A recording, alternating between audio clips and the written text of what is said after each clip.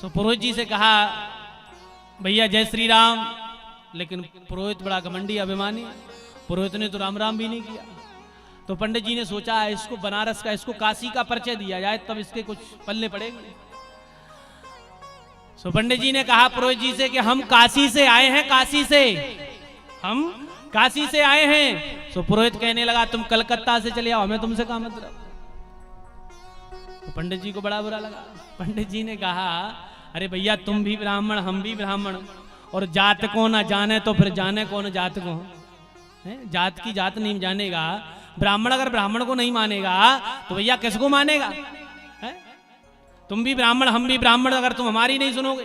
बोले बताओ क्या करना है। बोले करना ये है तुम यहाँ के अपने पटेल साहब से कहो कि भागवत करा ली जाए। तो पुरोहित ने कहा कि भागवत क्या होती है। अब देखो जिस गांव के पुरोहित का ये हाल है, उनको पता नहीं है कि भागवत क्या होती है, उस गांव की क्या हालत होगी। पुरोहित जी ने कहा ये भागवत क्या होती है। बोले ये फालतू के काम लेकर के हम अपने पटेल साहब के पास नहीं जाते। ज्यादा निवेदन किया तो पंडित जी ने पुरोहित जी से कहा कि भैया कहो उनसे भागवत करा ली जाए। सो पुरोहित ने कहा ठीक है बैठ जाओ, जा रहे। सो पुरोहित जी पटेल साहब के पास पहुंचे। इधर पटेल साहब अपनी सिला पे बैठे हुए थे, कुछ 2-4 लोग वहां पर बैठे हुए थे।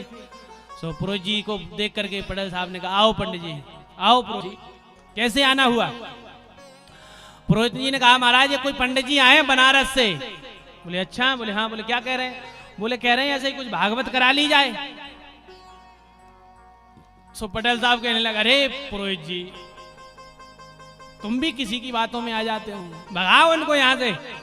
क्या होती भागवत आगवत, हम तो जानते आज तक नाम नहीं